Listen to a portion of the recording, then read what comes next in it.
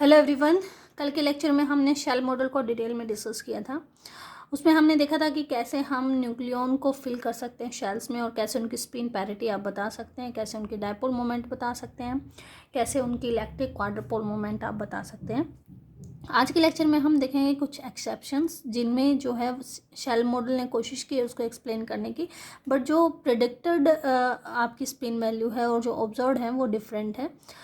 Exception देखने के बाद हम कुछ न्यूमेरिकल प्रॉब्लम डिस्कस करेंगे। इससे नेक्स्ट लेक्चर में हम PYQ सोल्व करेंगे जो कि आपके 2016 टू 2023 आए हुए हैं नेट और गेट में, दोनों में। ठीक है, तो आइए शुरू करते हैं। सबसे पहले एक्सेप्शन जो है वो है फ्लोरीन में। देखिए, फ्लोरीन में अनपेयर्ड क्या है आपके पास, यहाँ पे प्रोटॉन अनपेयर्ड है। अगर आप इसको फिल करते हैं 9, यानी प्रोटॉन आपके पास कितने हैं 9। अगर आप इसको फिल्ड करें तो किस तरीके से होगा आपका 1s हाफ 2 फिल्ड हो गए यहाँ पे। नेक्स्ट 1p 3/2, यहाँ पे 4 फिल्ड हो गए, 6 हो गए। 1p आपका आ जाएगा 1/2, 6 एंड 2 8, एंड उसके बाद 1d आपका आता है 5/2 और इसमें एक फील्ड होता है। ठीक है, तो अकॉर्डिंग टू शेल मॉडल इसकी जो स्पिन पैरिटी आनी चाहिए 5/2 प्लस आनी चाहिए, बट ऑब्जर्व वैल्यू क्या है, हाफ है। तो इसको आप कैसे एक्सप्लेन करेंगे कि ऑब्जर्व वैल्यू हाफ कैसे है। इन्होंने बताया कि जो आपका इलेक्ट्रॉन है इससे जस्ट नेक्स्ट जो हमारा शेल होता है वो क्या होता है 2s हाफ। ठीक है, और इन दोनों की जो एनर्जी होती है वो नियर बाय इक्वल होती है। तो जो ये लास्ट अनपेड जो आपका प्रोटॉन है, इलेक्ट्रॉन नहीं सॉरी, जो प्रोटॉन है वो इसमें फिल होने की बजाय कहाँ चला गया है, 2s हाफ में चला गया है। ये पॉजिटिव रहेगी, सॉरी, 2s हाफ में चला गया है। तो यहाँ पे जो आपका एग्जैक्ट कॉन्फ़िगरेशन होगा वो इस तरीके से होगा 1s2 1p 3/2 4 1p 1/2 2, और आपका यहाँ आ जाएगा 2s हाफ 1। ठीक है, तो ये इसके लिए कॉन्फ़िगरेशन रहेगा। इस वजह से इसकी जो स्पिन पैरिटी है वो हाफ पॉजिटिव। ठीक है, सिमिलर मैनर में देखा गया वन ईयर Z=11, Z=11 के लिए अगर आप यहाँ पे फिलिंग करें तो प्रोटॉन नंबर 11 है, तो फिलिंग देखिए कैसे होगी 1s हाफ, अगेन इसमें 2 फिल हो गए, 1p 3/2 4 फिल हो गए, 1p 1/2 2 फिल हो गए, यहाँ तक 8 हो गए। उसके बाद 1d 5/2 8 और प्लस 3 यहाँ पे हो गए। ठीक है, तो यहाँ पे ये जो फील्ड होंगे वो 3 हो जाएंगे। अब इसी के साथ इसको डिस्कस कर लेते हैं। वन Z नंबर इज़ 25, तो 25 के लिए फिलिंग आपकी इस तरीके से हो जाएगी 1s हाफ में 2 फील्ड हो गए, 1p 3/2 4 फील्ड हो गए, 1p 1/2 2 फील्ड हो गए, 1d 5/2 6 फील्ड हो गए। उसके बाद आता है 2s हाफ 2 फील्ड हो गए। उसके बाद आता है 1d 5/2 आ चुका है, 1d 3/2 आ जाएगा, 4 फील्ड हो गए। उसके बाद आता है 1f 7/2 और इसमें आपका जो है 5 फील्ड होते हैं। तो एक्चुअल में इसमें जो आनी चाहिए वो 5/2 आनी चाहिए और यहाँ जो आनी चाहिए वो 7/2 आती है, लेकिन ऑब्जर्व कितनी होती है यहाँ 3/2 और यहाँ 5/2। इन दोनों का सेम रीज़न है। रीज़न ये है कि यहाँ पे आपके पास जो इलेक्ट्रॉन बचे हैं लास्ट, सॉरी फिर इलेक्ट्रॉन निकल रहा है, यहाँ पे जो आपके पास प्रोटॉन बचे हैं वो 3 बचे हैं और यहाँ पे कितने बचे हैं 5 बचे हैं। तो यहाँ पे इनका रेजिडुअल इंटरेक्शन होता है आपस में, यानी हर एक के पास स्पिन हाफ है तो 3 है, तो टोटल स्पिन यहाँ पे कितनी हो जाएगी 3/2 हो जाएगी। सिमिलर मैनर में इसको ऐसे समझ सकते हैं कि यहाँ पे 5 प्रोटॉन है, हर एक की स्पिन हाफ है, तो टोटल स्पिन क्या हो जाएगी आपकी 5/2 हो जाएगी, रेदर देन 7/2, रेदर देन 5/2। इसलिए यहाँ पे जो ऑब्जर्व वैल्यू होती है वो 3/2 होती है, यहाँ पे क्या होती है 5/2। फिर एक केस देखा गया जहाँ पे जो आपका अगर Z नंबर 33 हो तो उस केस में भी आपको जो शेल मॉडल प्रिडिक्ट करता है स्पिन वैल्यू और जो ऑब्जर्व होती है वो डिफरेंट होती है। तो हमने पढ़ा है कि अगर 28 आपका मैजिक नंबर है, 28 के बाद अगर फिलिंग करें, जैसे नेक्स्ट जो शेल होगी वो 2p 3/2 होगी, उसमें 4 फिल कर दिए। नेक्स्ट होगी 1f 5/2, उसमें 1 आ जाएगा, तो 28 और 4 32 और 1 33 हो गए। ठीक है, तो आना क्या चाहिए 5/2 आना चाहिए, बट आ कह रहा है 3/2। वो क्यों आ रहा है, क्योंकि यहाँ पे क्या होता है कि यहाँ से एक इलेक्ट्रॉन यहाँ चला जाता है। एक्चुअल क्या होता है कि 28 तक कंप्लीट शेल फील्ड हो गए, आगे 3/2 में 3 इलेक्ट्रॉन रह जाएंगे और 1f 5/2 में पेयरिंग हो जाएंगी, और इस पेयरिंग इफेक्ट की वजह से इसकी जो एनर्जी है, इस लेवल की एनर्जी जो है 1F 5/2 लेवल की एनर्जी जो है लो हो जाएगी और ये पहले फिल्ड होगा, और जो 2p 3/2 है इसमें अनपेयर्ड जो है आपके प्रोटॉन रह जाएंगे, जिस वजह से इसकी जो पैरिटी ऑब्जर्व होती है वो 3/2 होती है। सिमिलर मैनर में यही सेम केस होगा 35Z के लिए और 37Z के लिए। जैसे कि हम देखें 35 को अगर हम फिल करें तो क्या आ जाएगा, 28 तक कंप्लीट फिल्ड हो गए, मैजिक नंबर है। उसके बाद 2p 3/2 4 होनी ऐसे चाहिए, 1F 5/2 और यहाँ पे 3 फिल्ड होने चाहिए, 3 बचेंगे ना, 3 फिल्ड होने चाहिए, है ना। लेकिन हो क्या रहा है कि आपके पास 5/2 आने की बजाय कितनी ऑब्जर्व हो रही है, 3/2। तो वो कैसे होगी, एक्चुअल कैसे है 28 और वहाँ पे पेयरिंग हो जाती है 2p 3/2, यहाँ 3 ही रहते हैं और F वाले में क्या हो जाती है, पेयरिंग हो जाती है। अगेन यहाँ पेयरिंग होने की वजह से इसकी एनर्जी क्या होगी, लो होगी, और आपको ऑब्जर्व जो होती है स्पिन वो क्या होती है, 3/2 होती है। सिमिलर मैनर में 37 के केस में आप दे सकते हैं 28 तक कंप्लीट फिल्ड कर लिया, उसके बाद 2p 3/2 4 फिल्ड होंगे और 1F 5/2 यहाँ पे आपका फिल्ड हो जाएगा 5। लेकिन आप यहाँ से पेयरिंग करने के लिए एक प्रोटॉन आगे चला जाएगा, यानी एक्चुअल जो होगी फिलिंग 3/2 में 3 रहेंगे और 1F कंप्लीट फिल्ड हो जाएगा 6 के साथ, ठीक है। तो जिसकी वजह से इसकी एनर्जी डाउन होगी और आपके पास स्पिन क्या आ गई, 3/2। तो ये कुछ एक्सेप्शन थे जो आपको याद रखने हैं, और सिमिलर एक्सेप्शन आपको मिलता है अगर प्रोटॉन की बजाय न्यूट्रॉन का नंबर 33 हो, वहाँ पे भी सेम चीज़ देखने को मिलती है कि प्रिडिक्टेड वैल्यू और ऑब्जर्व वैल्यू, प्रिडिक्टेड 5/2 होती है और ऑब्जर्व वैल्यू क्या होती है आपकी 3/2 होती है, ठीक है। तो आइए अब क्वेश्चन डिस्कस कर लेते हैं। फर्स्ट क्वेश्चन क्या है कि सर्टेन ओड पैरिटी शेल है हमारे पास, कैसी पैरिटी, ओड पैरिटी है। Shell model can be hold to a maximum of 6 nucleon, उस शेल में जो है 16 न्यूक्लियन आप फिल कर सकते हैं। जे और एल की वैल्यू पूछी गई है। तो नंबर ऑफ पार्टिकल फिल्ड किसी भी पर्टिकुलर सेल में वो क्या होते हैं, 2J+1 होते हैं। तो 16 आ गया, ठीक है। यहाँ से जे की वैल्यू निकालें तो क्या आ जाएगी आपकी 15/2। तो जे की वैल्यू निकल गई हमारे पास 15/2 है। अब हमें निकालनी है एल की वैल्यू, तो उसके लिए हमें पता है जे या तो होता है एल प्लस हाफ या तो जे होता है एल माइनस हाफ, ठीक है। अगर जे एल प्लस हाफ है यानी 15/2 है, यहाँ पे भी 15/2 है, तो इस इक्वेशन से एल की वैल्यू अगर निकालें तो इधर आके नेगेटिव हो गया, यहाँ से आ जाएगा आपकी वैल्यू 14/2 जो कि होगी 7, और यहाँ से अगर एल की वैल्यू निकालें तो वो होगी आपकी 16/2 जो कि होगी 8। अब ओड पैरिटी कौन सा देगा, जो एल की वैल्यू क्या होगी, ओड। तो पैरिटी क्या होती है आपकी -1⁻L होती है। और क्या कहा गया, ओड पैरिटी। ओड पैरिटी किसके केस में होगी, when L is equal to आपका क्या होगा, 7 होगा। तो जे की वैल्यू 15/2 होगी और एल की वैल्यू क्या आ जाएगी, 7 आ जाएगी। ये करेक्ट आंसर होगा, ठीक है। नेक्स्ट कुछ एग्जाम्पल हमने लिए हैं और इसमें आपको बताना है स्पिन पैरिटी क्या होगी। तो सिंपली आपको शेल मॉडल जो मैंने एनर्जी लेवल कल बताए थे एक बार और मैं दिखा देती हूँ, इसका आप स्क्रीनशॉट ले लीजिए। इस तरीके से यहाँ पे फिलिंग होती है और मैंने आपको क्रैम भी करवाया था कि आप इसको किस तरीके से क्रैम कर सकते हैं। क्रैमिंग का तरीका क्या है, पहले 4 बार 1 फिर 2 1 1 2, फिर अकेला 1, फिर 2 1 1 2, फिर 2 3 1 1 2 3 2 3 1, ठीक है। यहाँ तक याद कर लोगे, मोर देन इनफ है, इससे आगे की फीलिंग आती नहीं है। तो यहीं तक आप क्रैम कर लीजिए इसको। तो यहाँ से इसी फॉर्मूला में इसी सीक्वेंस में आपको फिलिंग करनी है। तो सबसे पहले फिलिंग करते हैं लिथियम 3 की। तो यहाँ पे जो अनपेयर्ड आपको मिल रहा है वो प्रोटॉन मिल रहा है, यानी जेड नंबर 3 आपके पास है। तो फिलिंग कैसे होगी, 1s हाफ में 2 हो गए और 1p 3/2 में 1 हो गया। तो यहाँ से आपके पास जे की वैल्यू जो आती है 3/2 और एल की वैल्यू आपके पास आ जाती है 1। अगर आप पैरिटी निकालें -1⁻1 जो कि आ जाएगी नेगेटिव, तो आपकी स्पिन पैरिटी जो होगी वो 3/2 नेगेटिव आएगी, ठीक है। उसके बाद नेक्स्ट एग्जांपल हमारे पास है, नेक्स्ट इज 5 के लिए। एटॉमिक नंबर 5 अगर है, यानी कि प्रोटॉन जो है 5 फिल करना है, तो कॉन्फ़िगरेशन हो गया 1s half 2 1p 3/2।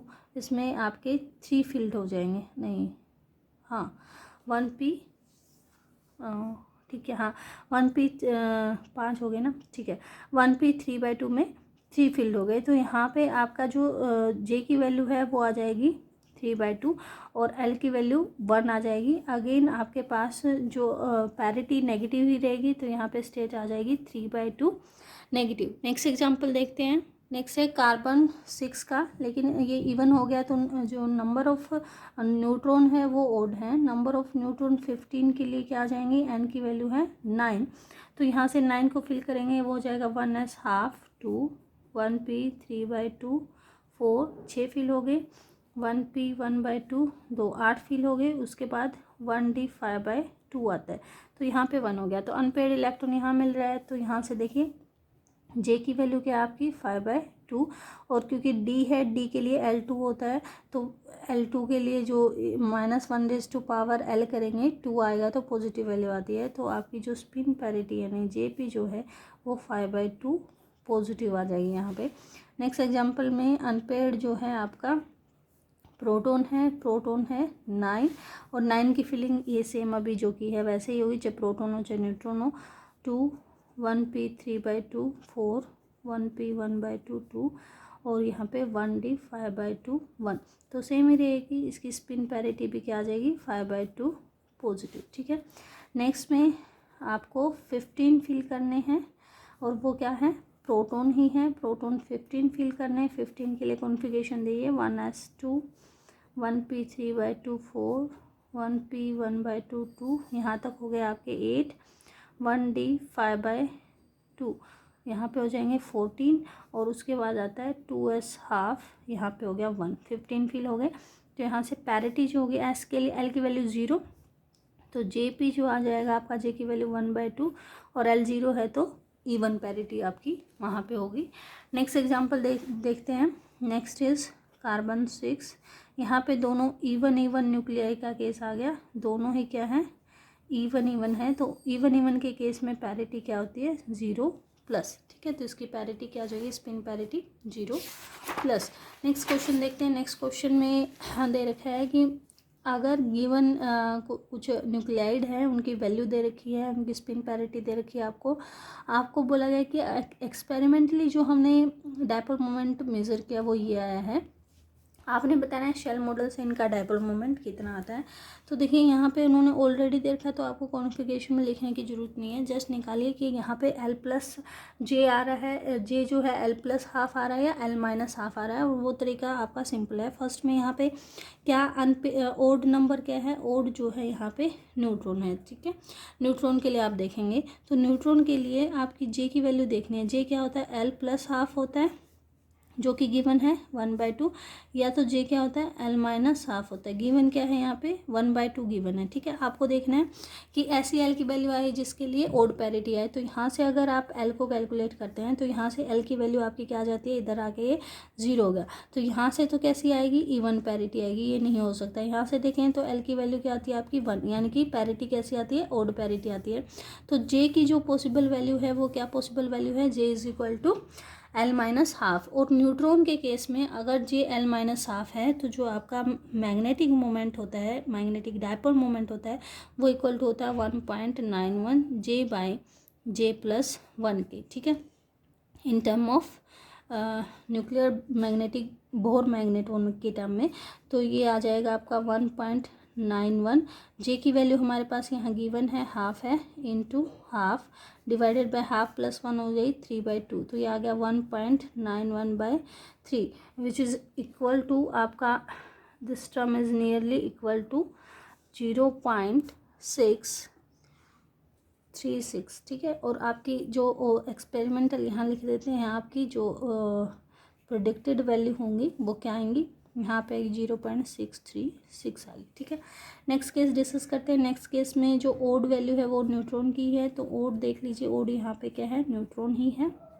Again J की वैल्यू आपको गिवन है, J की वैल्यू है 9/2 गिवन है, जो हो सकता है L-½ हो, या फिर J जो है 9/2 हो सकता है आपके पास L+½ हो, ठीक है। तो यहाँ से आप निकालेंगे अगर L की वैल्यू, तो यहाँ पे इधर जाएगा पॉजिटिव हो जाएगा, 10/2 यानी कि 5 आ सकती है L की वैल्यू। यहाँ से निकालें तो 1 कम हो जाएगा यानी 4 आ सकती है। अगर पैरिटी देखें यहाँ इवन पैरिटी है, तो इवन पैरिटी किस केस में आ सकती है, व्हेन J = L+½ या L = 4 हो, तो J = आपका क्या आ गया, आपने निकाला है 4 न्यूट्रॉन, और J अगर L+½ हाफ है तो उस केस में जो आपका मैग्नेटिक डायपोल मोमेंट होता है म्यू -1.91 होता है।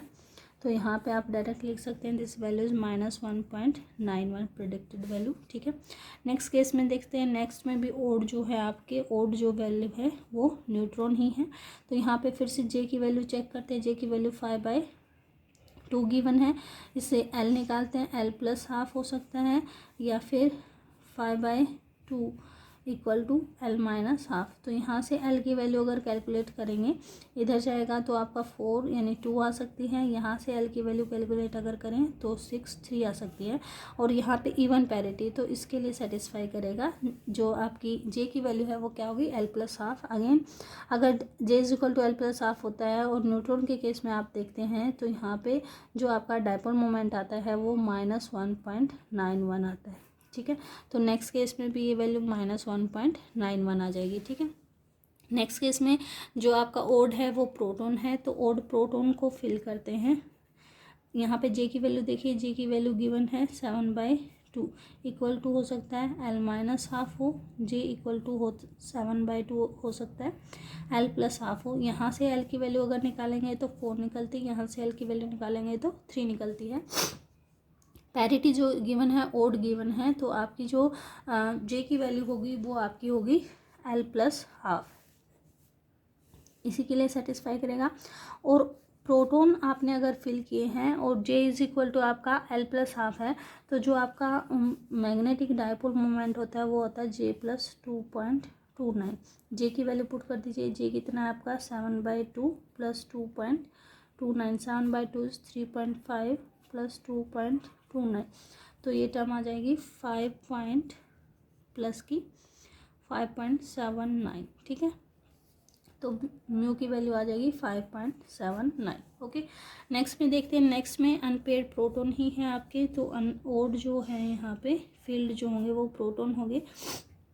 जे गिवन है 11/2 जो कि हो सकता है एल माइनस हाफ या फिर 11/2 हो सकता है एल प्लस हाफ हो। यहाँ से देखें एल की वैल्यू क्या आ जाएगी आपके पास 6, यहाँ से देखिए एल की वैल्यू आ जाएगी आपके पास 5। तो पैरिटी जो है ओड गिवन है, तो आपकी जो पॉसिबल वैल्यू होगी वो क्या होगी, J is equal to L plus half. और एल प्लस हाफ के लिए म्यू की वैल्यू क्या होती है, जे प्लस 2.29। जे की वैल्यू है 11/2 प्लस 2.29। 11/2 का मतलब है 5.5 प्लस 2.29। तो जो आपकी प्रेडिक्टेड वैल्यू होगी अकॉर्डिंग टू शेल मॉडल वो कितनी आ जाएगी, 7.79। तो अब यहाँ कंपैरिजन कर सकते हैं कि लगभग एक्सपेरिमेंटल के नियर अबाउट प्रिडिक्ट करता है शेल मॉडल जो आपकी डायपोल मोमेंट की वैल्यू होती है। नेक्स्ट क्वेश्चन देखते हैं। नेक्स्ट क्वेश्चन में उन्होंने कहा गया कि एक रेडियो आइसोटोप है फ्लोरीन का, ग्राउंड स्टेट में जो स्पिन पैरिटी वो गिवन है, फर्स्ट एक्साइटेड स्टेट में ये है। तो आपको फर्स्ट एक्साइटेड स्टेट का कॉन्फ़िगरेशन बताना है कि क्या होगा। तो देखिए जो पहले ग्राउंड स्टेट का लिख लेते हैं। ग्राउंड स्टेट के लिए जो ओड है आपके पास वो क्या है, प्रोटॉन फिल्ड करने हैं आपने, प्रोटॉन 9 है। तो देखिए 1s हाफ 2, 1p 3/2 4 6 हो गए, 1p 1/2 2 8 हो गए और 1d 5/2 1। ठीक है, तो यहाँ से आप पैरिटी निकाल सकते हैं। स्पिन क्या आ जाएगी आपकी 5/2 और पैरिटी क्योंकि डी में फील्ड है, डी के लिए L2 होता है, E1 होगी। ठीक है, ग्राउंड स्टेट में ही आ गया।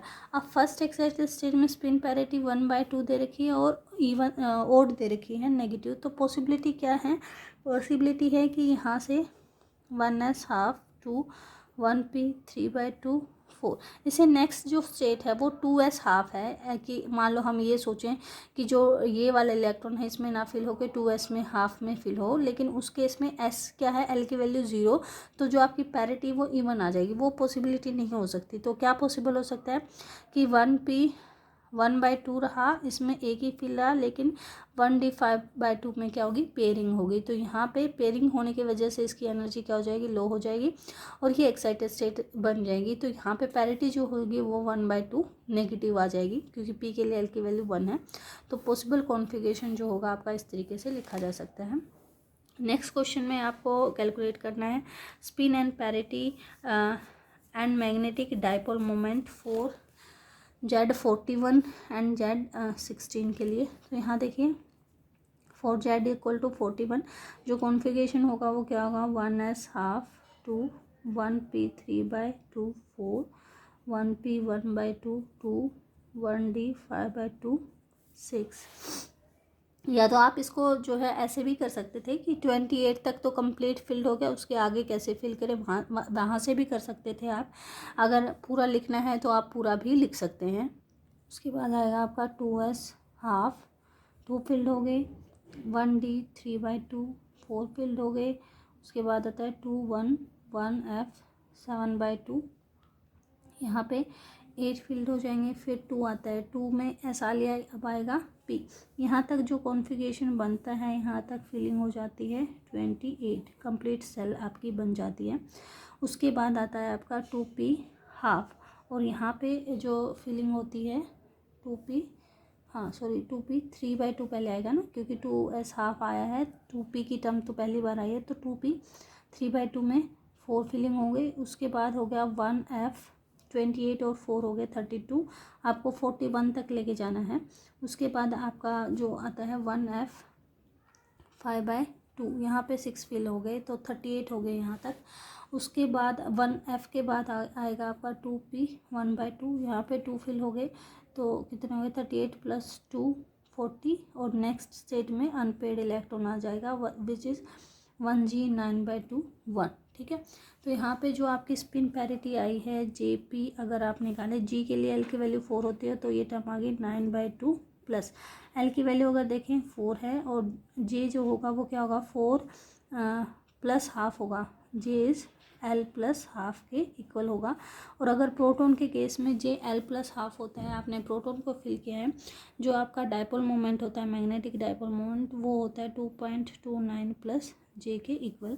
तो यहाँ से वैल्यू पुट कर दीजिए, क्या आ जाएगा आपका 9/2 का मतलब है 4.5 + 2.29, this value will equal to 6.79। तो यहाँ से जो डायपोल मोमेंट की वैल्यू निकल के आती है वो क्या निकल के आती है 6.79 निकल के आती है।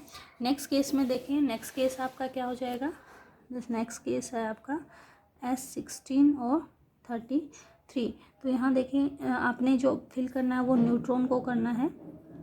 यहाँ पे वैल्यू आ गई आपकी 17 को फिल करना है। अगेन इसी कॉन्फ़िगरेशन में देख लीजिए 1s½ 2 1p 3/2 4 1p 1/2 2 और आपका आ जाएगा 1d 5/2 6। यहाँ तक कितने हो गए 2 4 6 और 8 और 6 आपके 14 हो गए। 2s½ 2 14 to 16 और 1d 3/2 1। तो यहाँ तक 16 हो गए। और जो आपका D में फिल्ड है, D के लिए L की वैल्यू क्या होती है 2, तो इवन पैरिटी आ गई यहाँ पे आपकी, ये आ गई 3/2 पॉजिटिव।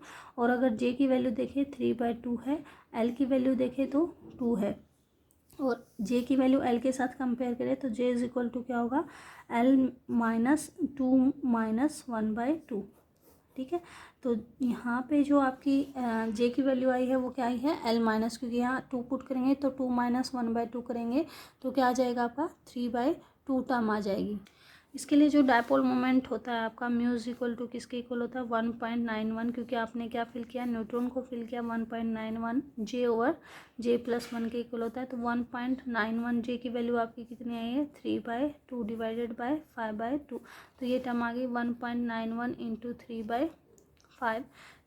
इसको सोल्व करते तो ये वैल्यू आ जाती है 1.146, पॉजिटिव वैल्यू ये आएगी। ठीक है, नेक्स्ट क्वेश्चन डिस्कस करते हैं। नेक्स्ट क्वेश्चन हमारा है calculate the spin parity. Again ये सेम रिपीट हो गया, इसकी तो हमने निकाल ली थी, इसका सिर्फ क्वार्टर पोल मोमेंट निकाल लेते हैं कि quadrupole moment for this क्या आएगा। पहले इसी का कैलकुलेट कर लेते हैं। तो क्वार्टर पोल मोमेंट का जो फॉर्मूला हमारे पास यहाँ J की जो वैल्यू आई थी इन केस ऑफ सल्फर क्या आई थी, J इज इक्वल टू 3/2 आया था।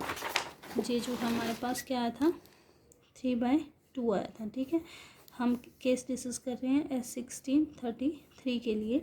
J की वैल्यू ये आई थी, अब पीछे आर्टिकल में ही हमने निकाली है। तो क्वार्टर पोल मोमेंट का फॉर्मूला था -3/5 2J - 1 over 2J + 2 into expectation of RC expectation of R square, जो कि इक्वल होती है आर सी -3/4 आर सी, ये हटा देते हैं, सीधा लिख देते हैं, आर सी स्क्वायर के इक्वल होती है।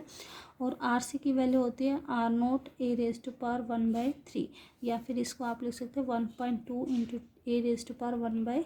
ये वैल्यू पुट कर लीजिए यहाँ पे।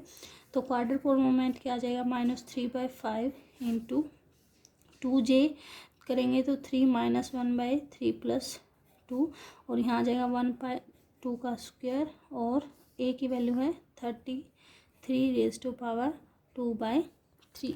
इसको अगर सोल्व करते हैं then this value will be -3.556। यानी आपको सिंपल जे निकालना है और फॉर्मूले में पुट करना है। ऑक्सीजन के लिए अगर देखें तो ऑक्सीजन में आप यहाँ पे न्यूट्रॉन ओड हैं, जो कि कितने हैं आपके 9 है। फिलिंग कर दें 1s half, 2 1p 3/2 4, 1p 1/2 2 8 fill हो गए यहाँ से, 1d 5/2 1। तो जे की जो वैल्यू आती है वो आपकी आती है 5/2 निकल के। वाटर पोल मोमेंट अगर देखें तो आ जाएगा -3/5 इंटू आपका फॉर्मूला था 2j -1/2j + 1 इंटू आपका था R naught square A raise to power 2/3।